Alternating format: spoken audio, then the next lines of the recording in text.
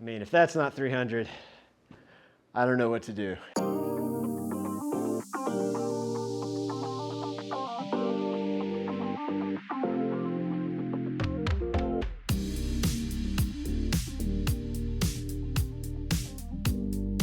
Hi everyone, welcome back to the channel. Hope you're having a wonderful day. So I've been working on my driver, trying to get my speed up, trying to be able to hit the ball further. And I would love, just like everybody else, to be able to say that I hit the ball 300 yards with any kind of consistency. Right now, based on my speed, which fluctuates somewhere when I'm swinging between 107 and maybe 109, so just barely enough speed that I can get to 300 if things go correctly for me, it's still pretty darn inconsistent. Maybe 1 out of 10 drives will manage to cross that threshold into 300 yards. So what this video is today is we're going to try and use some good old-fashioned lead tape and see if we can tip the scales a little bit, give me a little bit of help, and see if we can't get that 300-yard magic number a little bit more often. Now, everything we're doing today is based off of some readings that I was doing by Dave Tuttleman. If you've never heard of Dave Tuttleman or you've never read any of his articles, he is one of the godfathers when it comes to the science of golf and really understanding how things work, why things work, how to manipulate different variables to try and get better results. So again, if you haven't checked out any of his articles, I will leave a link to his website down in the description. Definitely something I would check out if you are interested in not only club building and fitting, but really golf in general. Just be aware, you may want to bone up on your high school physics before you start diving into it, because some of it definitely gets pretty advanced, but an incredible wealth of knowledge. All right, so using just plain old lead tape, we're going to try and change 2 playing characteristics of this driver. The first one's going to be the center of gravity. We're going to be trying to move that center of gravity up closer to the face and a little bit lower. We're trying to really maximize the gear effect and optimize my spin numbers with this driver I'm going to be hitting today. The other thing we're going to be doing, and it goes right along with that and allows us to do both at the same time, is we're just going to be adding more mass to the driver. The heavier a golf club gets, in theory, the better energy transfer, the more ball speed you can get out of it, everything else being equal. So we're going to be adding weight to this driver head and seeing if we get better ball speed numbers. Now, the problem with this is, as you add weight to a golf club, it gets heavier, so you may not swing it as fast. So we're going to have to see if, as I add weight to this driver, do I also drop my speed so much that it negates any sort of benefit I'm getting from the weight. All right, so here's what we're going to do. I've got my driver, which I can hit pretty well, and occasionally I can get 300 yards out of when things click just right, but it is inconsistent, and probably only 1 out of every 10 do I actually get those sorts of numbers. So we're going to start out hitting it just in its standard configuration. We're going to be paying attention to, again, the ball speed, the club head speed, the efficiency between them, and the backspin. From there, we're going to then start adding some lead tape to a specific part of the head to see if we can't lower that backspin number and increase the mass enough where it actually gives better ball speed numbers. We'll check out all those results, and then we'll do it one more time using even more weight, add an extra 8 to 10 grams of lead tape on top of that, see what we get in that third round. Oh yeah, and since I always get a comment about this anytime I do a lead tape video, remember, this is lead tape. Don't lick it, don't lick your fingers, don't put it near your mouth, don't let your kids play with it. It's lead, so be careful with it.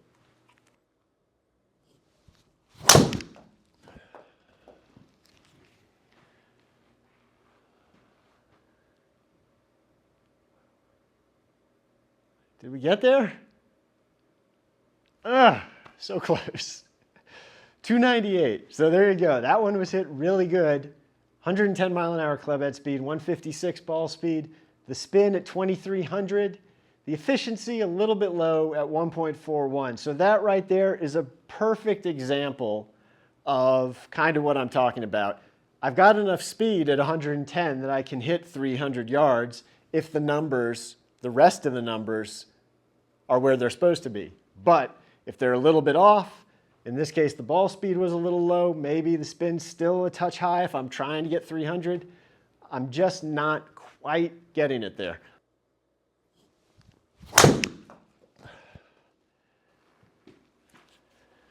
That had very low spin. That was way off the toe.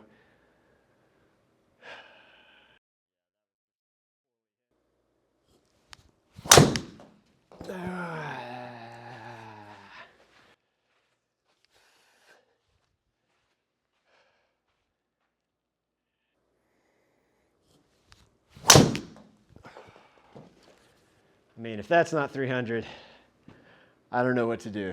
I think that one's got it. Come on. There we go. Whew. All right, 305. Okay, let's start adding some lead tape.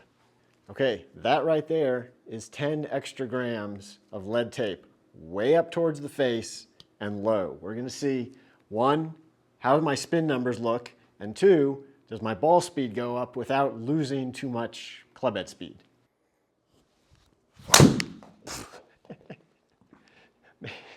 May take a couple to get used to.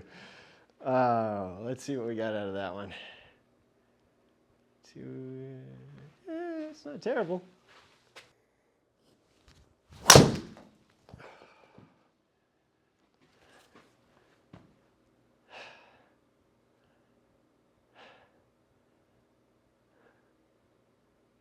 $297.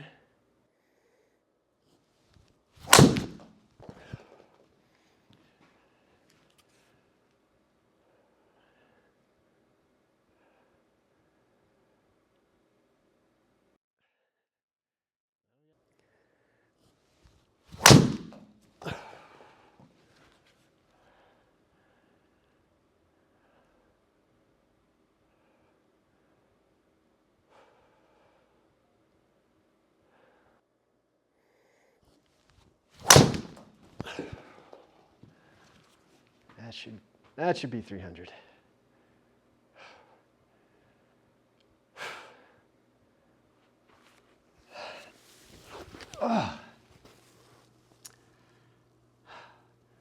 So 10 extra grams of weight is not insubstantial, and I definitely feel it. It definitely requires a little bit different timing to get it squared up. I left a lot of shots out to the right to start out with. Eventually started getting it squared up a little bit better. But it is very, very heavy. That being said, that right there is the longest shot I have ever hit on GC Quad. 280 carry, 311 total, 108 club head speed, 159 ball speed, backspin under 1800. So I think there's definitely something to this, and it definitely seems to be moving in the right direction. We will check all the numbers at the end. Okay, I am calling an audible here. After hitting the 10 gram setup, I had initially thought, well, I'll do 10 and then I'll do 20. Having hit 10, and as tired as I am from hitting 10, I don't think 20 is in the cards. So we've reduced the weight a little bit from going up another 10 to just going up 5 more. So we're gonna have gone from 10, and this is now an extra 15 grams. I think this is probably as heavy as I can get away with. We'll hit a few more. We'll see if I can make a few more swings. This thing is starting to feel a little bit like a sledgehammer, but we'll see what we get with the numbers.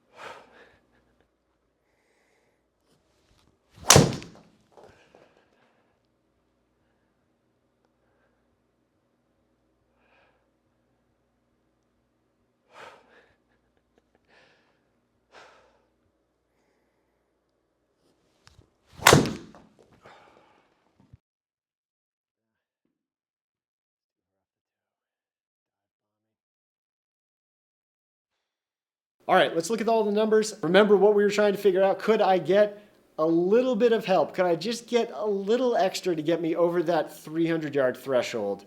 Let's look at the spin rate. really not much of a change, specifically between the stock setup driver and the 10 extra grams of weight.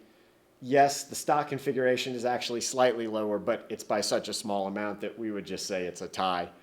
So didn't really see any difference. The 15 gram did seem to drop some, but the fact that it dropped and the 10 didn't drop makes me think that's just sort of based off of those particular swings I hit. So I don't think you can really add enough weight down at the bottom, down towards the face, to really change that gear effect and still be able to swing it the way you want to. So I don't think you can really manipulate the spin that much unless you're able to sort of pull weight from somewhere else. If you've got movable weights, then yes, but just adding weight, I think you're going to run up against the wall pretty quick. Second thing we were looking at, ball speed. Starting with our stock configuration at 155 and going up to that 10 gram extra mass, we saw a 2 mile per hour ball speed increase. And if we track that all the way over, you can see where my total yards were just under 300 to start with that 10 extra grams of weight and that slight bump in ball speed, I got my average up over 300 yards. So mission accomplished there. 10 extra grams did actually give me a little bit extra help and give me a couple more yards. And finally, let's just look at the club speed data, just in case you thought maybe I was getting more loosened up and able to swing that heavier club faster. As you can see here, nope, my fastest swing speeds were with the stock configuration, and that speed just kept going down as I added more weight to it. However, even though the club speed went down, the ball speed went up, the efficiency was better, and as you can see, my efficiency went from 1.4 with the stock configuration up to 1.45. All right, mission accomplished. We wanted to get a little bit more distance, get me over that 300-yard threshold, and we did it. Not with the spin, but we did it with the ball speed, all thanks to lead tape adding some extra weight to the bottom of that head. Hey, if you enjoyed this video, make sure you go down below, like, comment, subscribe, and hit the bell icon. Hey, let me know what you think about this video. Let me know if you try adding some lead tape to your driver, how much weight did you add and did it help? Would love to get some more information, get some more data to see how this plays out with different golfers. I'm tired. I'm going to go sit down. I'll see you on the next video.